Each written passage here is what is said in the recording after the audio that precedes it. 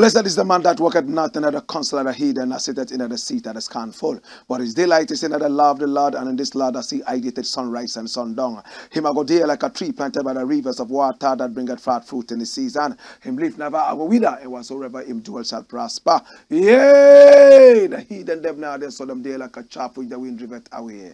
Therefore the heathen them never go turn upon judgment of the sin among them in the congregation of the righteous, for the Lord God Jah loveth the way of the righteous and the way of the sin among them always and always I will perish. Let the people of the Most High God say, Jah, kadama we groma bea tela e higzag beer tana istalena bashante shante shante shante. He that dwelleth in the secret place of the Most High Jah shall therein abide under the shadow of the Almighty. The name of the Lord is a strong tower, and the righteous run into it and then be safe. Many are the afflictions of the righteous, but Jah shall deliver him from all of them, and I give thanks. The name of the Lord is a strong tower, and the righteous run into it and then be saved. Remember that every time, my Lord. And he that dwelleth in the secret place of the Most High Jah shall therein abide under the shadow of the Almighty. The name of the Lord is powerful. The name of the Lord is a strong tower. The name of the Lord is ever powerful. Stay close to the source of power, and you shall never lack power. This is the Black Pot, a.k.a. Kukushonamo, where we speak truth to power, and my name. Black Rasta. Now, in every traditional African home, there is a black pot, and each time this black pot sits on the fire, there's something super sumptuous cooking. Ingredients of so many different types, shapes, and sizes, aromas, flavors, and even color. Put aside all their differences. Yes, differences of color, differences of aroma, differences of taste, differences of size, and relocating into the black pot, they are subjected to some amount of heating, and they produce food. Ironically, they do not even partake in the eating of the food. It is us, the eaters, who do. But every time that it matters, they will rise to the occasion, the ingredients and the black pot to produce food that they do not partake in eating. What lesson can we derive from this? It's a lesson of selflessness. It's a lesson of generational thinking.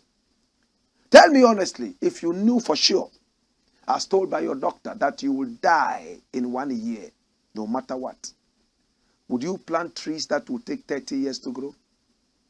Would you even plant trees that will take 10 years to grow? Or you would rather plant tomatoes and onions that will take less than a year to grow, so you can quickly eat that, the so-called fruits of your labor, before you die? My brother, my sister, it's a lesson of sacrifice, selflessness. Yes, we might not live long enough to benefit from the fruits and even the shade of the tree, but that is not the end of humanity. We have children that we have born. Our children are going to bear children. If we do not benefit from it, our children and great-grandchildren will come and benefit from that. If everybody becomes very, very selfish, then we are living in an empty box and not a country. This is the Black Pot, a.k.a. Kukushonamo, where we speak truth to power. And on this show, we speak nothing of politics, nothing of sports, nothing of religion. All we talk about is patriotism. That is why we say we are in the service of God and country. We do not criticize. But if we must criticize, we only just criticize to build and not to destroy. That is why we say we are in the service of God and country. It's a service to God and to country. I want to say thank you so much for allowing me in the comforts of your vicinities. You could be in your home, you could be driving, you could even be at your workplace. I am most grateful, and I promise you that we're going to go straight to the point and finish as quickly as possible so you can continue with your daily activities. It's called the Blakk Pot, aka Koko Shonemo, and here we speak truth to power. Now we are live on YouTube, and our YouTube channel is Black Empire Media, BLAKK Empire Media. We are also live on Facebook with the same name, Black Empire Media. I want to say thank you so much. If you haven't subscribed to our channel yet, please hit on the subscription button and also hit on the notification bell so that each time we are on, you'll be the very first person to be notified to watch this great show. It's called the Blakk Pot, aka Koko Shonemo. And here we speak truth to power. I want to say thank you one more time for allowing us in the comfort of your homes. We appreciate you and we love you. Now, a lot of us want to travel, but for fear of some basic fundamentals, we are unable to do so. Maybe we don't have the money, the requisite money.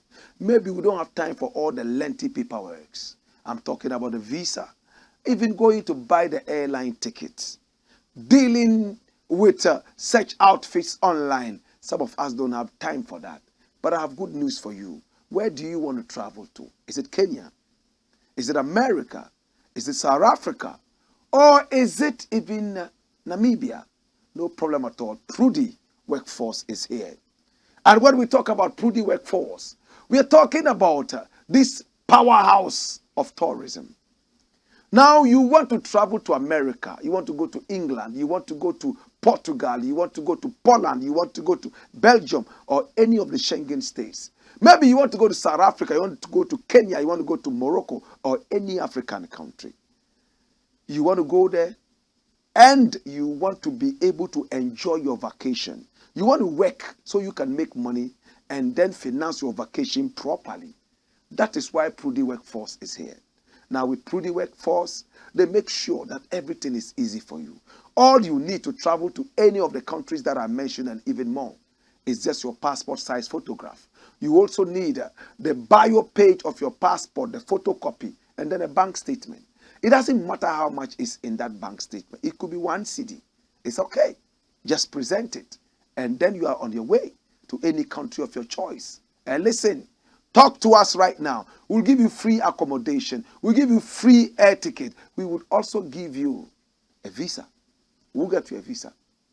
But what kind of work do you do? Are you a doctor? Are you a teacher? Are you a nurse? Maybe you are a cleaner. Maybe you are a bricklayer. Maybe you are a painter. Maybe you are a roofer. Maybe you are a carpenter. Maybe you are a welder. Maybe you are even a driver. No problem. As long as you know how to do something. As long as you have a certain qualification, no problem at all. Call us on the numbers rolling on your screen. That is Trudy Workforce. Yes, Trudy Workforce. And we are located right there inside Medina at the taxi rank near the Eco Bank. Please call us right now and we'll tell you how we can fly you outside the country so that you will be able to enjoy your vacation and your holiday, make some small money so you can come home to and invest. This is the Blakk Pot, aka Koko Shonemo. And here we speak truth to power. Come here, my Lord. Today we have 5 interesting issues to look at. Some of them are very thorny. Some of them may be controversial to you. But remember, it's all in the service of God and country. Number 1, watch it. What does it say? It says, Bawumia rushes to Afua Asantewaa'S Singa-Thon. When we talk about a sing-a-thon, what are we talking about? Like a marathon? Somebody is singing long. Now, the Guinness Book of Records, which is now called the Guinness World Records, was invented in 1955. Oh yes, 1955. And it was invented by a guy called Sir Hugh Beaver. That's him. Sir Hugh Beaver. Sir Hugh Beaver in 1951 went on a hunting expedition with his gun. And there, he decided to shoot at a bird. The bird was called what? The golden plover. That's the golden plover. is a very, very common bird in England. It's one of the fastest birds we have on earth. When he fired, the bird flew away, and there was an argument. Sir Hugh was saying that this is the fastest bird in the world. Other people said no. How did I shoot at this bird with the speed of the gun and it was able to escape it just by hearing the sound of the gun? It must be the fastest. That was how the Guinness Book of Records started, and later it became the Guinness World Records 4 years later in 1955. But the whole idea started in 1951, 6 years before the independence of this country, by this guy called Sir Hugh Beaver. Sir Hugh Beaver was able to build the Guinness Book of Records. But look at the incident that led to the building or the founding of the Guinness Book of Records. Violence against animals. He shot at a golden plover, that bird that you saw. He couldn't catch the bird. The bird flew away, and that gave him an idea. He was somebody who took interest in going around and shooting at animals and killing them. That was his hobby. But I'm going to tell you something interesting. Watch what happened now. 1955, when it happened, so many different people got into the record books of Guinness. How? You should be able to do something unique that nobody has done yet, or nobody has officially done, and then you get into the records. In those days, even murderers were part of the Guinness Book of Records. In 2006, there was this very dangerous killer, a serial killer called Alfonso. Alfonso was a Colombian. This guy here. In fact, he killed as many as 110 people. And he got into the Guinness Book of Records in 2006. But Alfonso himself confessed that he actually killed 300 people. Therefore, it was possible for him to be in the Guinness Book of Records even 3 times. If it was about numbers, he was in the Guinness Book of Records. But later, the owners of the book, the propounders of the book, the models that got into the book changed. Because if you are putting a murderer, a serial killer in the Guinness Book of Records, it means that you are encouraging murder. It's a kind of achievement. So more people will go out there and kill so that they can be part of the Guinness Book of Records. There are so many insane people around. They want to do things that people would say they have achieved something by doing. So they quickly removed from 2006 the names of murderers and people who hurt animals. In other words, who brutalize animals. Does it ring a bell? How did the book itself come into being? By an animal abuser. Somebody very violent to animals. Sir Hugh Beaver. Shooting and killing animals. And on one such expedition, he shot at a golden plover, that bird that you saw earlier. So, they removed animal abusers and people who killed animals for nothing, and people who even visited animals with violence. No matter how many animals you kill, you can never be in the Guinness Book of Records. No matter how many people you kill, you can never be in the Guinness Book of Records. And some other such things. But we're going to dwell on these two and cut away that subject. Now watch me now. Now the person who holds the world record for the longest singing, I'm told is an Indian, and he sang for 105 hours non-stop. And he got into the Guinness Book of Records. All of a sudden, we saw a Nigerian woman who also said she would be part of the Guinness Book of Records by cooking the longest. And she went on and cooked and cooked and cooked. As to what she was cooking, only God knows. For so long, she also got into the Guinness Book of Records. It looks like Nigeria and Ghana's rivalry is still on. Healthy rivalry. A Ghanaian has also come out to say, okay, If a Nigerian holds the position for longest cooking in the Guinness World Records, I will do singing. I might not have the best voice. I might not know all the lyrics in the world, but I am going to do it, and I'm going to sing only Ghanaian songs. It sounded good in our ears, right? But she said, in order to be able to break the record of the Indian who sang for 105 hours non-stop, she would have to sing for at least 5 days non-stop. Come here. Asantewaa'S is her name. Afua Asantewaa'S. That is her name. Please, let's see the photograph of Afua Asantewaa'S. Afua Asantewaa'S is the woman, and she has decided that she is going to do what is called a sing-a-thon. And this sing-a-thon, my brother, my sister, has been going on for some time now. Interestingly. Oh, yes. She started on the 24th. She started singing. We are going to find out if this thing will benefit Ghana or not. We are going to find out if it is worth it or not. But in the interim, Ghanaians are showing Afua a lot of love.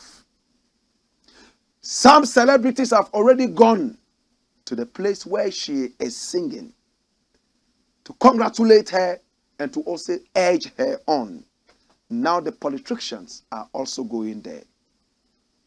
The presidential aspirant from the New Patriotic Party, Dr. Mahmoud Bawumia, the sitting vice president of the Republic, has also allegedly gone there with some big wigs of his party. Run the story, my youth.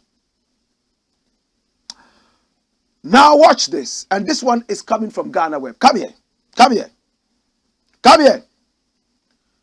Dr. Bawumia, Samia Uku, other NPP bigwigs storm Guinness World Sing-a-thon. Did you see that? Dr. Bawumia, Samia Uku, other NPP bigwigs storm Guinness World Sing-a-thon. Run it, my youth. Watch this. Vice President Dr. Bawumia and Samia Uku, along with other prominent figures from the New Patriotic Party, NPP, have made a vibrant appearance at the Akwaba village in Accra to show their support for Afua Asantewaa'S ADDO. ADDO is on a mission to make history by breaking the Guinness World Record for the longest individual singing marathon. With Ghana flags in hand, Dr. Bawumia and the NPP leaders joined the cheering crowd, demonstrating their solidarity with Afua Asantewaa'S ADDO in her ambitious endeavor.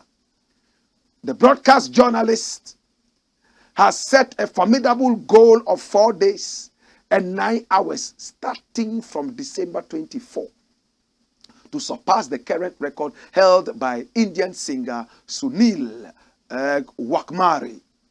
Magwari's remarkable singing marathon of 105 hours from March the 3rd to March the 7th, 2012 sets the bar high, with his record standing at an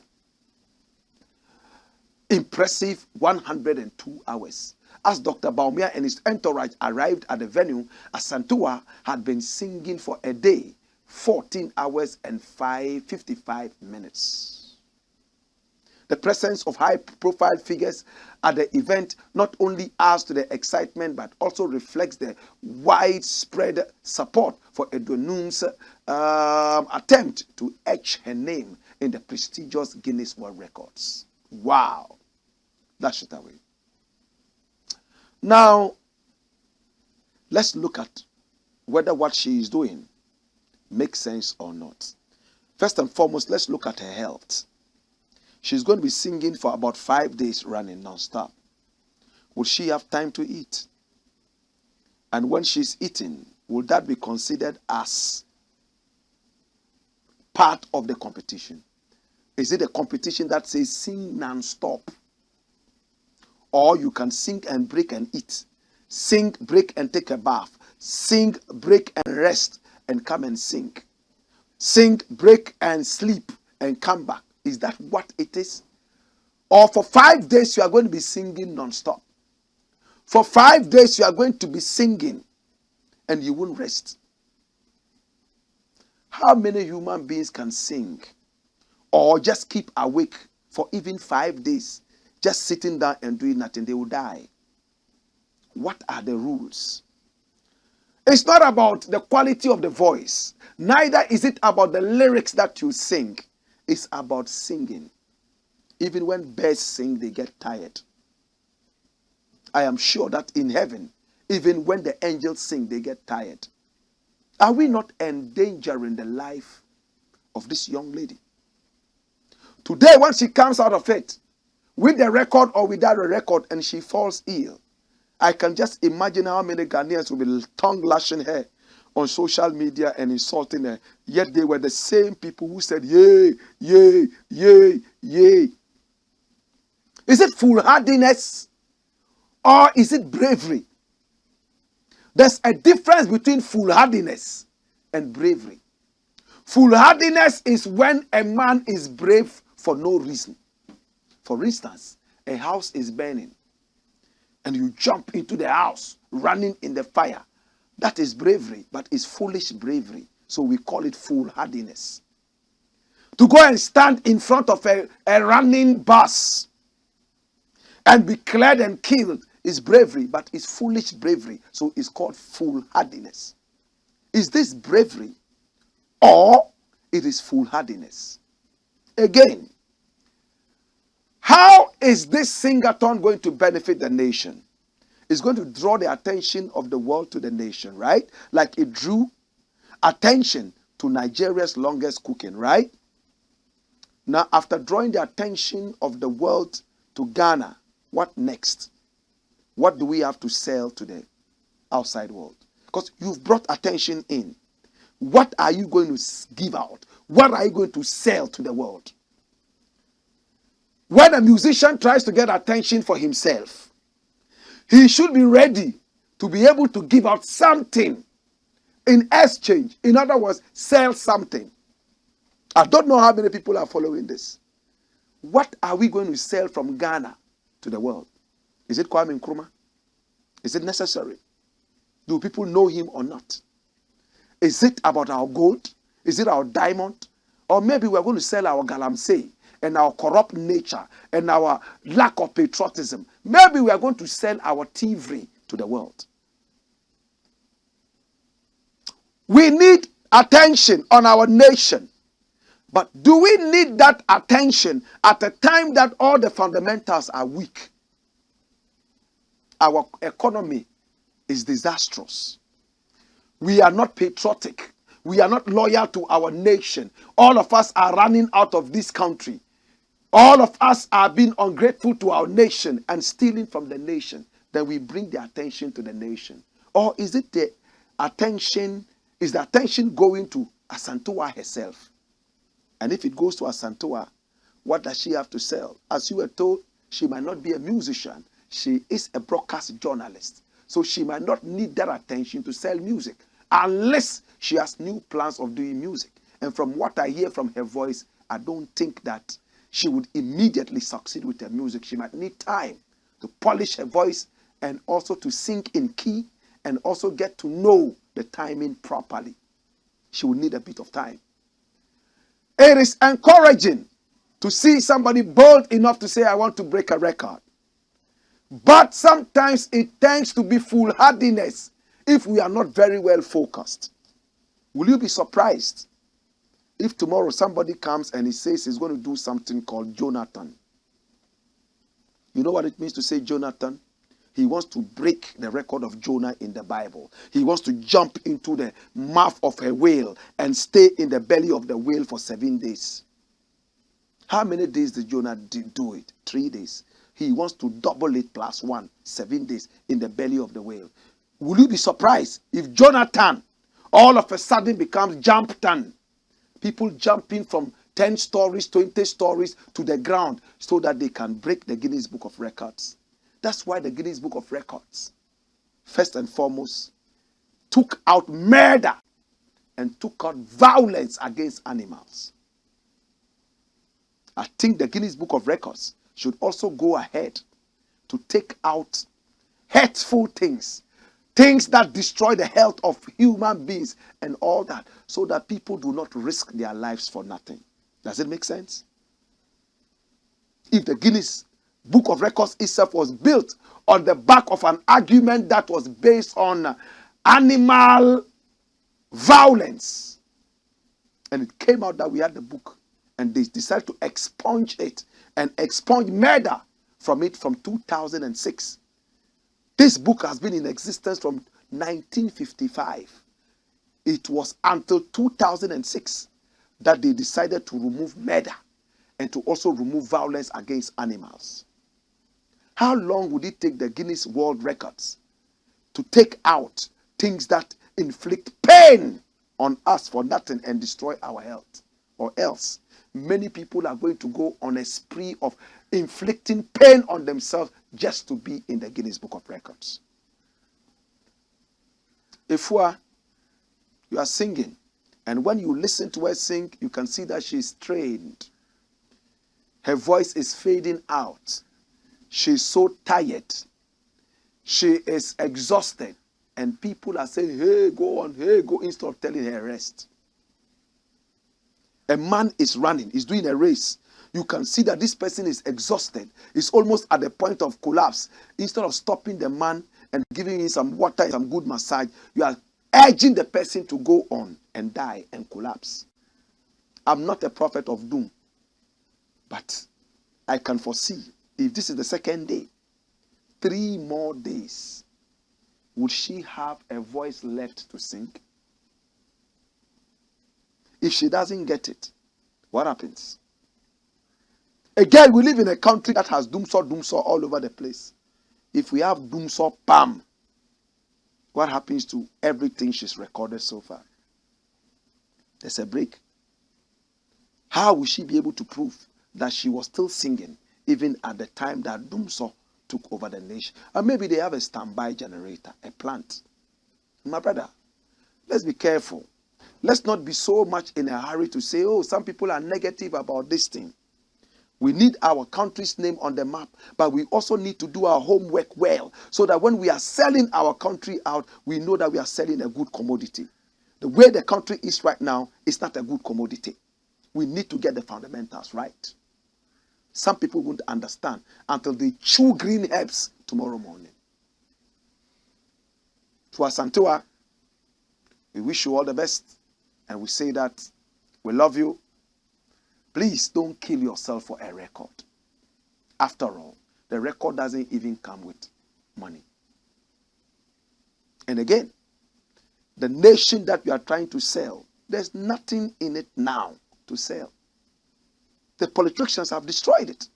We are now begging them and talking to them to come to the basics, the fundamentals, patriotism, so that the nation can rise again. Many people would see this broadcast as negative because they are not smart. They want somebody to die. After crying, they say, and no Black Rasta can no. And you say, "Nipa betuma tunyu mayu." Oh, may Asantewa'a live long to tell a good story. Amen. Come here. Now the next story we are looking at is rolling on your screen. Watch it. Nana ADDO praises Ghana economy. I am happy when people praise Ghana, but I want people to praise Ghana for good reasons, not bootlicking. When you praise somebody for nothing, it's called bootlicking. But when you praise somebody who is deserving of it, then it's a credit.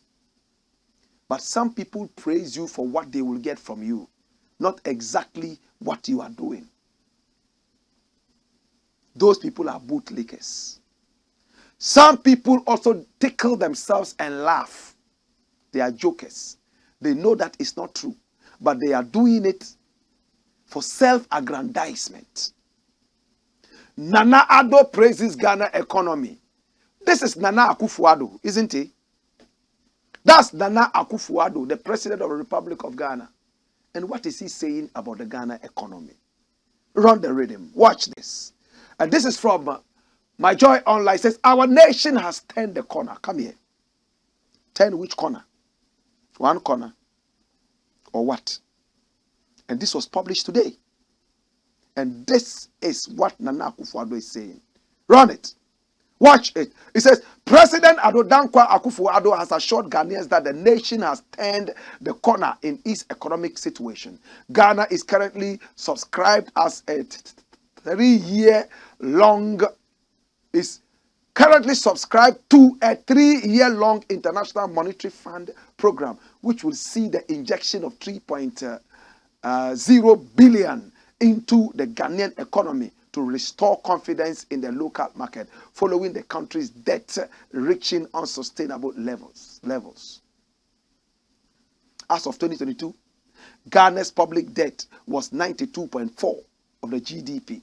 The government had blamed the COVID-19 pandemic and the ongoing Russia-Ukraine war for the economic downturn. Catch it off. Cut it. Now, you see, I don't know how you feel, but I know how I feel. COVID-19 hit the whole world. There was no country that was spared. Even Oceania was not spared. The most religious countries were not spared. The most profane countries were not spared either. So when a man uses COVID-19 as an excuse for mediocrity, it hurts. It hurts, brethren. You go to England, and then you tell the British and then the English that, oh, you see, we couldn't make it because of COVID-19. And the English people turn around looking, are we on a different planet? Did we not have COVID-19 here? Did we have COVID-20 or COVID-30 or COVID-10? My brother, mediocrity is a disease. Write it down. Mediocrity is a disease that the smartest doctor can never cure. Mediocrity. There are some people whose minds are so low. They always play second fiddle, third fiddle, fourth fiddle, 100th fiddle. They don't care. They are always at the bottom of the mountain. They are satisfied with eating crumbs from off the table. They never rise to the top. And it hurts. It hurts bad, bad, bad, bad. I am hurt. That is what the president is doing. COVID-19 came to hurt us. And for that matter, we suffered.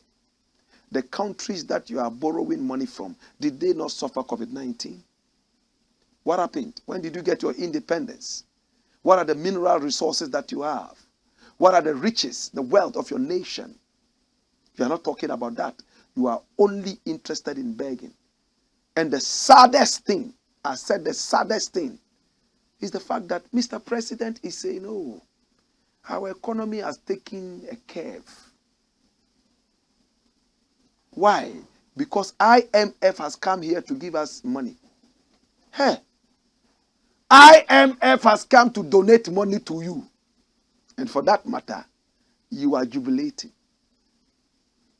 You are celebrating the fact that you ran down your economy and you had to go begging and people brought money and you are saying that we should clap for you because the economy has now taken a curve. You see how mediocre we can think. It's like writing an examination. You fail the examination and then you go out there and you are begging the examiner to bring you the answers so you can write now. They bring you the answers and you write. Now you pass the examination and you are happy. How can you be happy? You failed the examination. Right now you ask for the answers to the questions. They give you the answers to the questions. You write down the answers and then you start jubilating that you have passed. That is what African governments are doing, not only Ghana, Nigeria. East Africa is also going through this nonsense. What happened to the so-called African cake?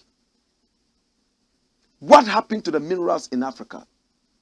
We are the champions of lithium in the whole world. We have gold. We have diamond. natural resources. Why are we not leveraging and harnessing all this so that can benefit African nations? But rather, individualism, fragmentalism, and all that come in to divide us and make us look like idiots. The IMF has never solved the economic problems of any country. And our president doesn't seem to know this. It's sad. When they are in opposition, they know all the micro and macro economics. Yet when they are in power, it looks like some demon eats up their brains. And they are not able to come to reality. It's very painful. How can you keep going to the IMF all these years? And every now and then, it's like a tape on repeat. It's the same old problem. You are still running to these people and begging them to come to your aid. And they are so happy about that because it makes them relevant. Whatever they will do to cripple your economy, so they come back as firefighters and get their glory, they will do. Until African nations think like Gaddafi in his last days. Until African presidents think like Magufuli. Until African leaders think like Sankara.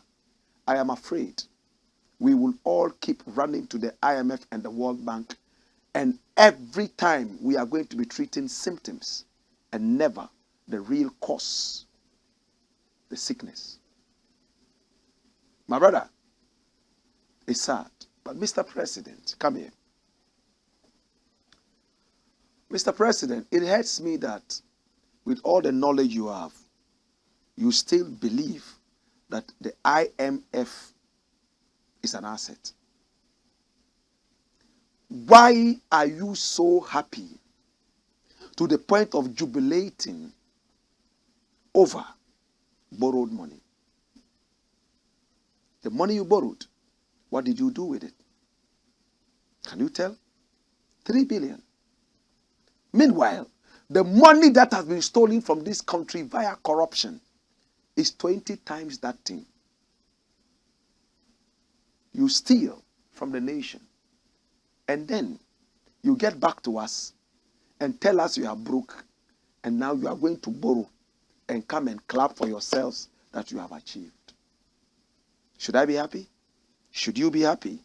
It's the Blakk Pot. Dash him away. It's the Blakk Pot, aka Kukushunamo, where we speak truth to power. Keep sending your messages in. Keep also sending in your comments at the end of the day. Remember, Ghana shall prosper. I will return right after this one. Hey! Wayo!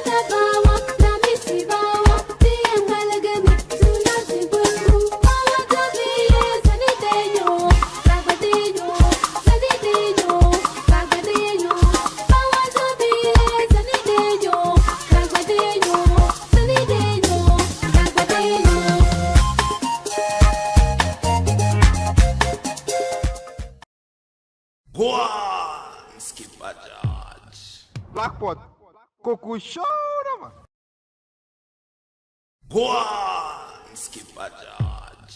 Blakk Pot, Koku Shorama.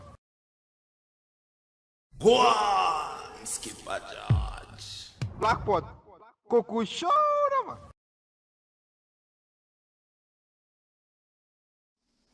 This is the Blakk Pot, aka Kuku Showdoman. Here we speak truth to power. I want to say thank you so much for coming along. We appreciate you and we love you. Next story. Now the next story is taking us to Nigeria through England all the way back to Ghana. And this one says, why DETTY rave in Ghana? What is DETTY rave? DETTY rave is supposed to be a very, very solid festival. And this festival is brought to us by a son of the land, Mr. Eazi. This is Mr. Eazi. He went to school in Ghana. He's Nigerian. He has a heart that beats for Ghana. He loves Ghana so much. At the time that Nigerian music is doing the best in the whole world, he could have just joined the bandwagon, but he's still standing behind Ghana. As to Ghana, is also giving him back that love. We will discuss that another time.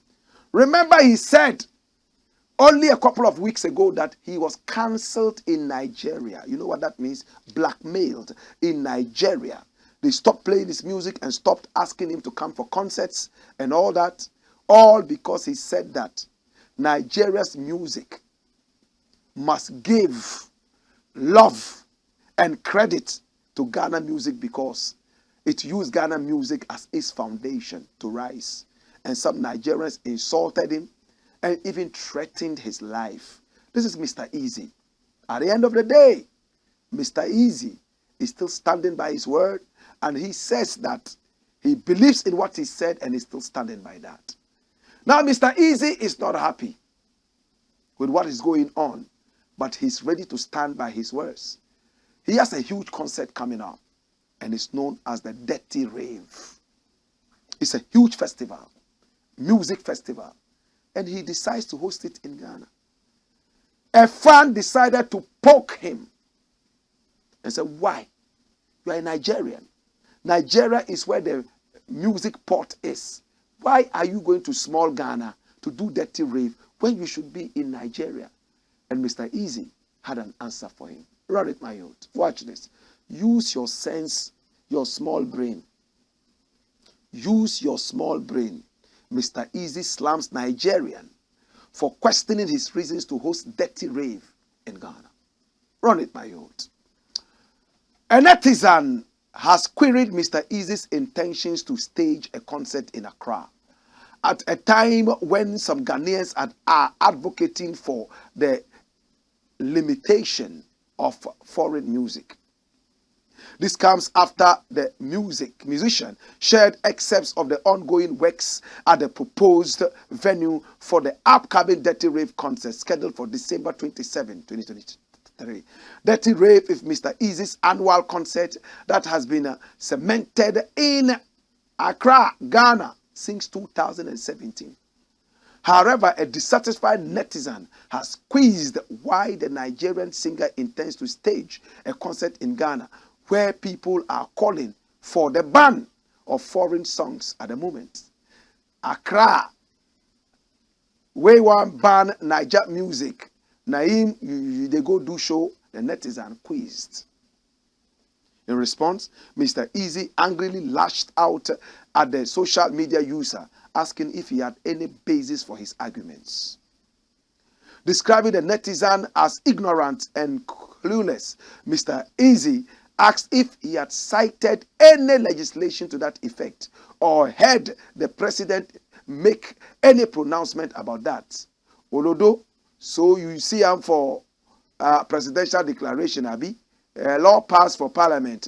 Parliament, next time use your brain small, Mr. Eazi responded. A section of Nigerians have reportedly boycotted Blakk Sharif, who enjoys significant popularity in Nigeria and possesses a substantial fan base, even more than some of their local artists. This comes after a video in which some musicians were captured calling for the prioritization of Ghanaian music. This festive season went viral. Dash it away.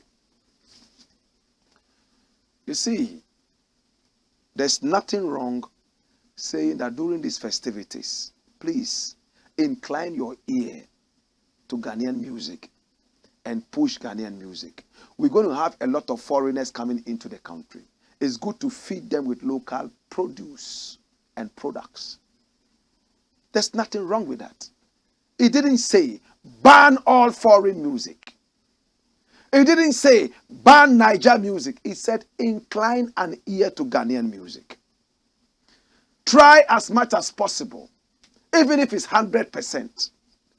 Give Ghana music to all the people who are coming into the country on vacation, so that when they return, they will return with Ghana music in their minds. What is wrong with that? Nigeria did a similar thing. Zimbabwe did a similar thing. I have very good friends in Zimbabwe. In fact, I was made a tourism ambassador to Zimbabwe. Zimbabwe made me a tourism ambassador, and I'm still a tourism ambassador.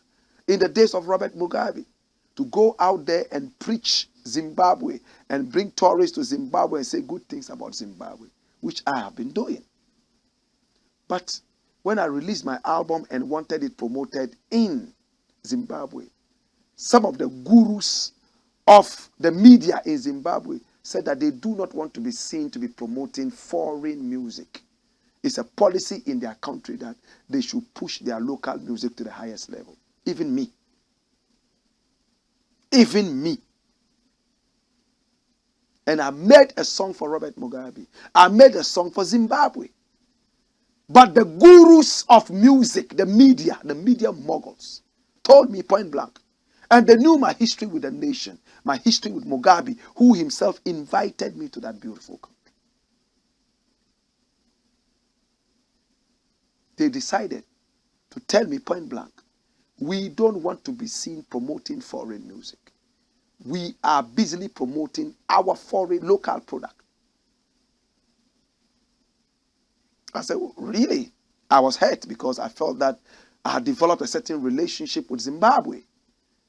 For them to tell me this, I was hurt, but I said, well, time will tell. You can never, ever cage good music.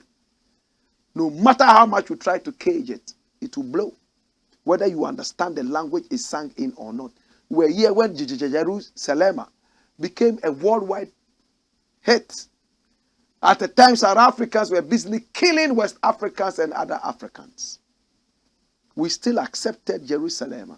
We have South African music all over Ghana, all over Nigeria. We have Nigerian music all over Ghana, all over Africa, all over the world. Good music can never ever be imprisoned. But it is not wrong to say incline an ear to our music and push the music. Nigerians have taken it personal. Imagine they said they are blocking and cancelling Blakk Sharif. If I were Blakk Sharif, I'll release a statement and tell them that, well, it's not because you are cancelling me.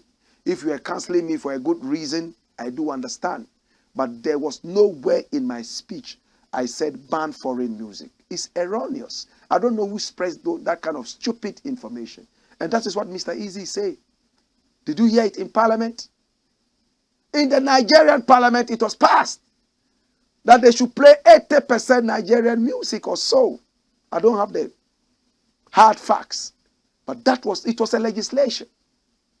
We have never had that. It's just an advocacy, word of mouth amongst us. And it's a problem. We go to concerts and foreign music is all over the place. It's all because we have a high taste for foreign products. And we are saying that let's domesticate now. It's not by force. It's an advocacy. That's why it's called an advocacy. It's not by force. Whoever listens to our call and wants to hearken to the call, you are welcome. These are the benefits. We have seen Ghanaian artists who have gone to Nigeria and they were sent away. VIP was in Nigeria. They made a big hit. It was all over Nigeria. But the moment they got to realize that these were not Nigerians, they were Ghanaians, they cancelled them. It's not healthy for the music. Africa is one big continent.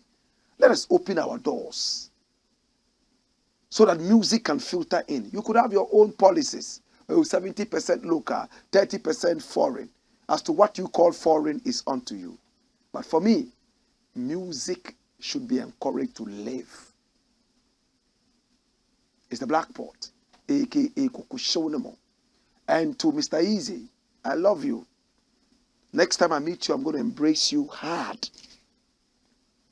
I like your advocacy and I like the power of your mind.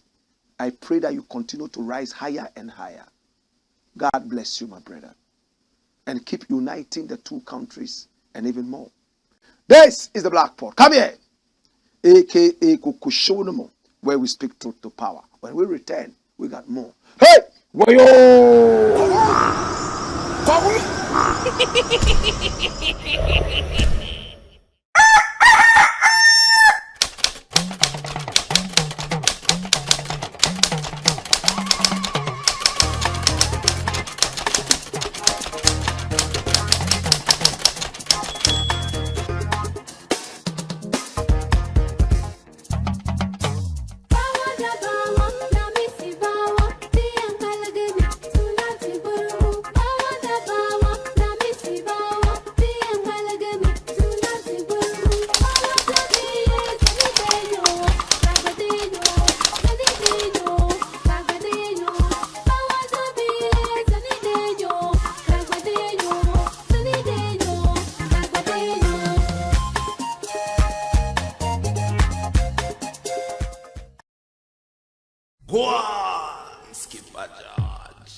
Blakk Pod. Coco show man.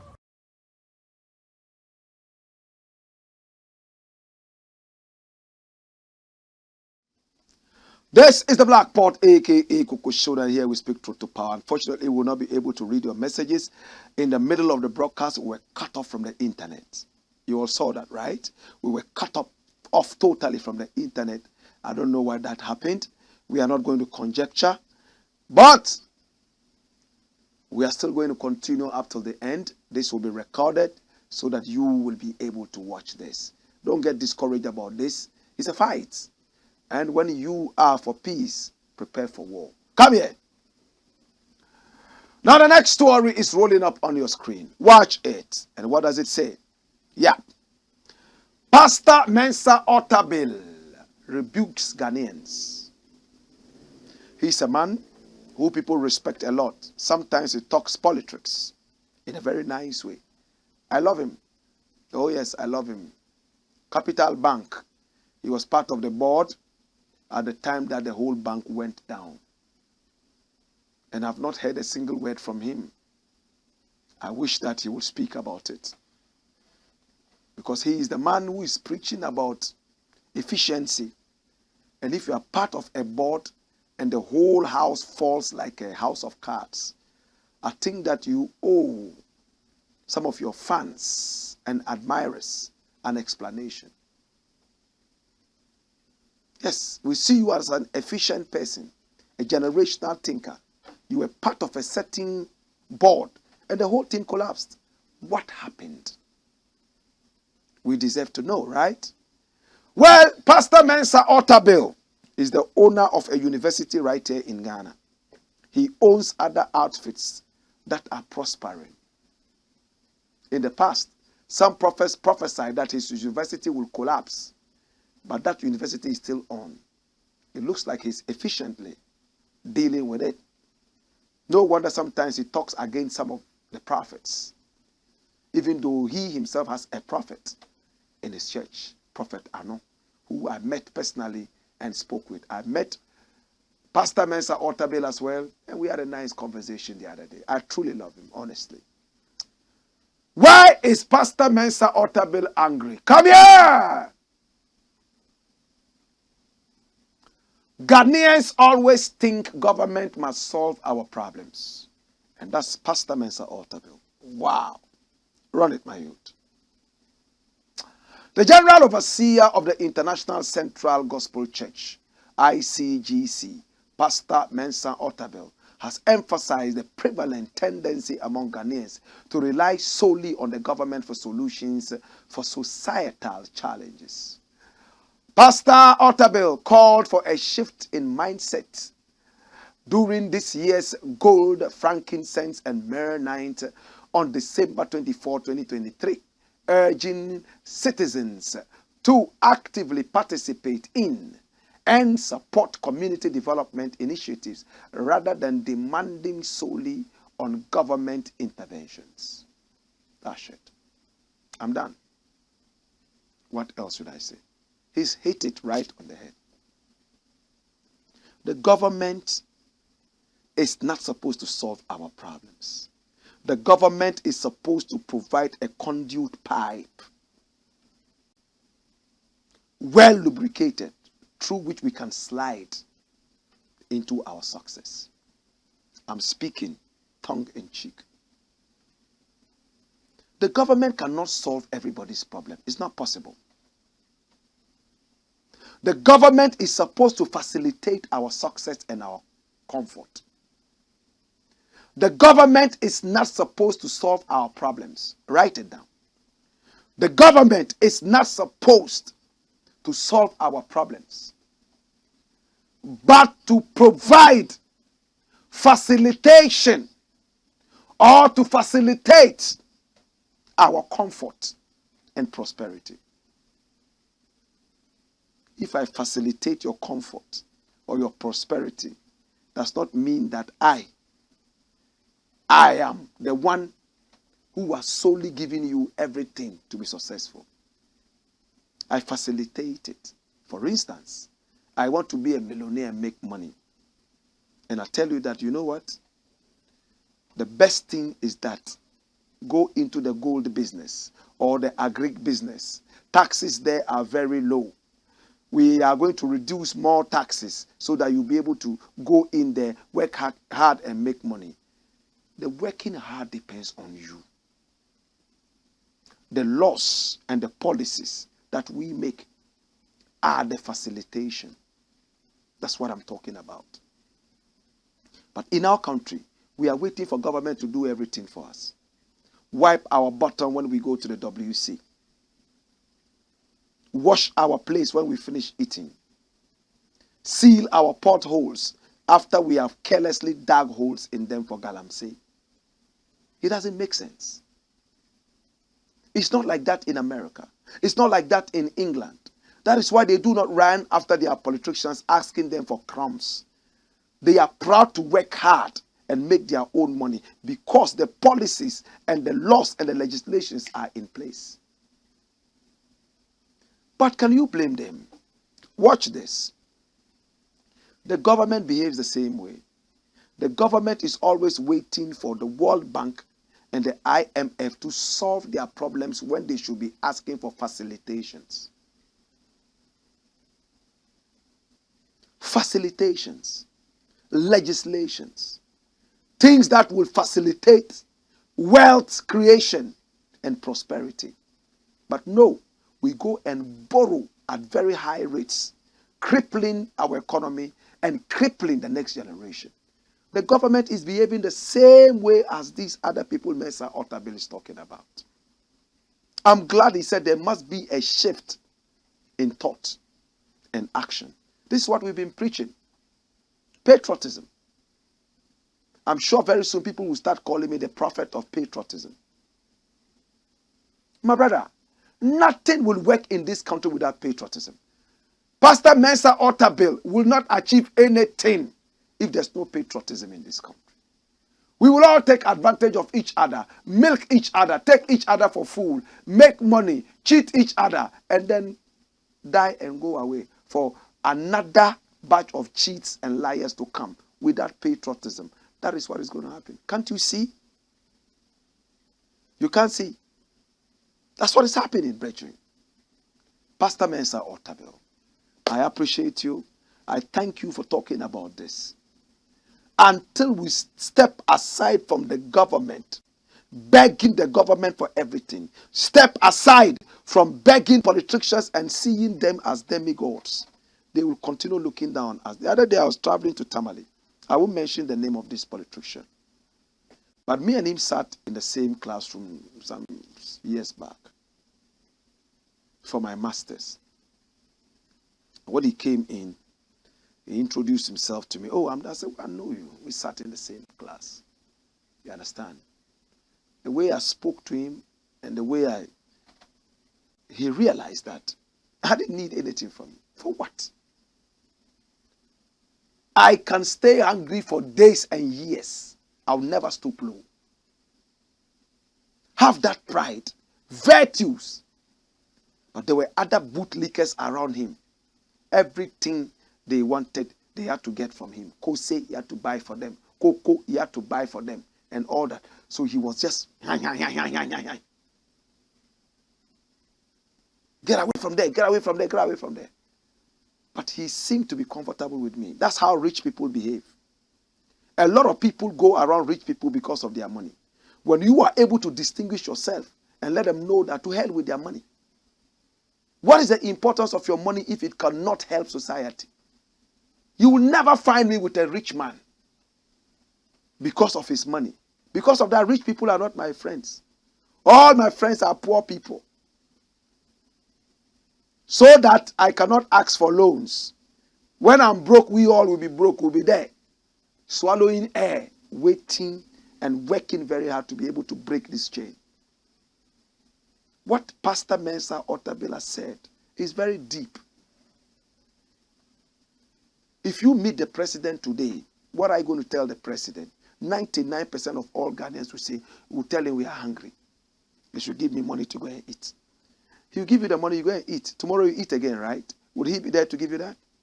Even if he gives you money to eat for 1 year. After 1 year, what happens? Tell him that you need policies. You need facilitation to create your own wealth. That is what Mensa Otabil is talking about. You don't call the president or call your MP because your bulb in the room has died. You need a new bulb. We should come and fix it for you. Doesn't make sense. But that's what's happening. It's the black pot. A.K.A. Kukushonamo, where we speak truth to power. Next story, and this is the final story, right? I'm going to spend just about 5 minutes on this, and we'll be okay. Come here. Watch this. OGUAA. They say Iguai, correct pronunciation, Iguai, but we say OGUAA. Correct pronunciation, Iguai. Some people say OGUAA. OGUAA, or better still, Iguai chiefs not happy about child rights. I thought everybody should be happy about child rights. If you are a child, you have your rights. But why are OGUAA chiefs not happy? Cape Coast. Cape Coast chiefs, we call them Iguai. Cape Coast is called Iguai. Why are they not happy about child rights? In Ghana, we also have problems with animal rights. We don't see why animals should have rights after all they are animals. We can catch them and kill them at any time. Go to the Volta region and see how they kill cats. You would forever be a vegetarian. Go to the north and see how they slaughter the cows. They carry them before they even slaughter them. OALP. Those of us who go to chop bars to eat akrante, the way the akrante is even trapped. Oh yeah, papa. You don't know what you are eating. Sometimes traps catch this akrante with their legs up like this and their head down. So the blood is going all the way into the head. While they are hanging, struggling to die, they release bile into their flesh. It's called the animal's revenge. When the animal knows it's going to die, it releases that thing to hurt you. Then you go and say, hey, Fufu!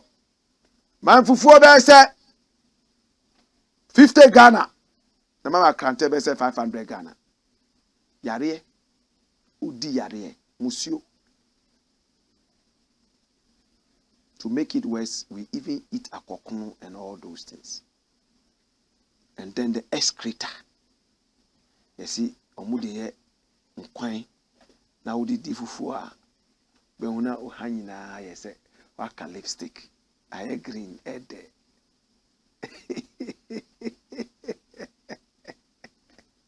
Oh nipa wana wasaye o sama ni afaso mi anizu o. Yes, Kromaya da enu bottom. Kromaya da oheneba enu bottom. I just say a brand here dear. Say Kromaya da is a kutajete. Fantafusi jete. We are jete and so cantiani sadiano. Ebe kuntem. My brother. We don't respect animals. If human beings have to be happy, we have to kill animals by heart. If the festival has to be sweet, more animals have to be slaughtered. How about child rights? Why are Cape Coast chiefs not happy? Run the rhythm. Child rights groups have eroded our powers to discipline wayward children. Cape Coast chiefs lament. Jesus, come here.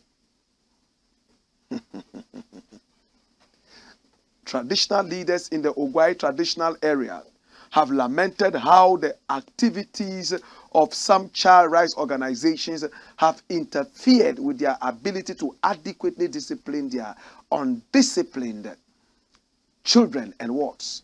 The interference of such child rights groups, the chiefs revealed, has resulted in the rising spate of teenage pregnancy and child marriages in the paramountcy.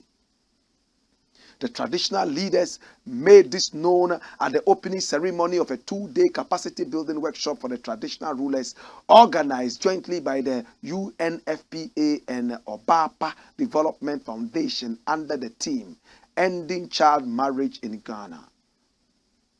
One paramountcy at a time. Dash it away.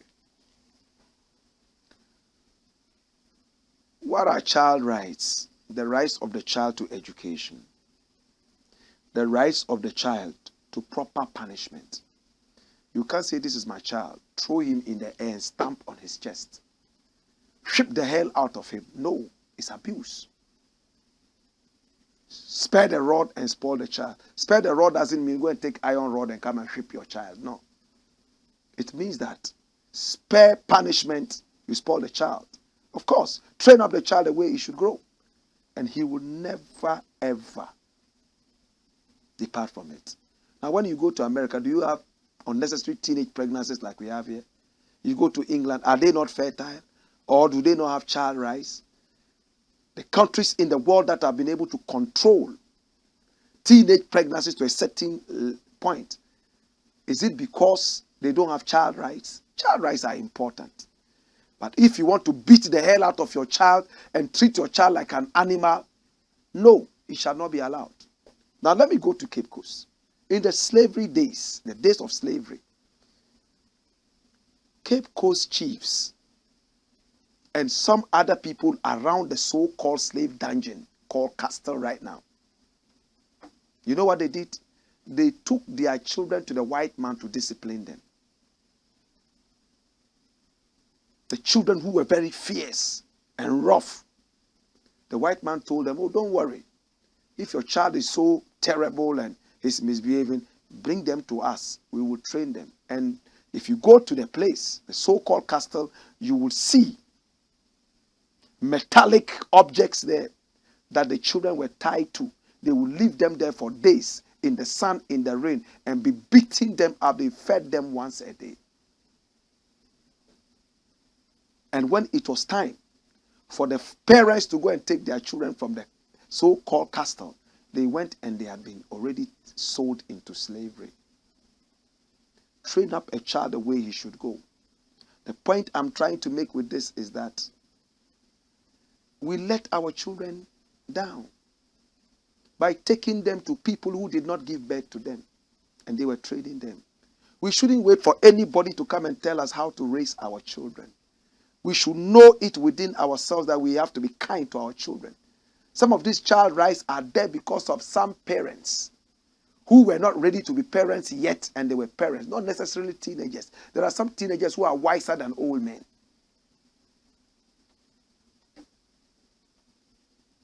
You are talking about teenage pregnancy. How about forced marriage? How about a man who gets married to 100 wives and he doesn't even have a job? Not even one farm. It's the women who are farming to come and feed him. It's all there. We need to be able to go back to the basics and see what worked for us. Inject it with a little bit of modernity, and we are good to go. OGUAA chiefs, don't allow people to show you how to take care of your children. But child rights are international, and every good parent knows that they are correct. Tell me one child right that is wrong. That you shouldn't whip your child. That when you punish your child with love. Is that it? A friend of mine took his daughter to America. And when they got there, she went to school and they told her, hey, if your father abuses you, call 911, call this. One day she went out and came late and the father slapped her like in Ghana. Slapped her and kicked her on the floor and said, Kwasiaba, gentraba. Ube seiwo, kwara bonne.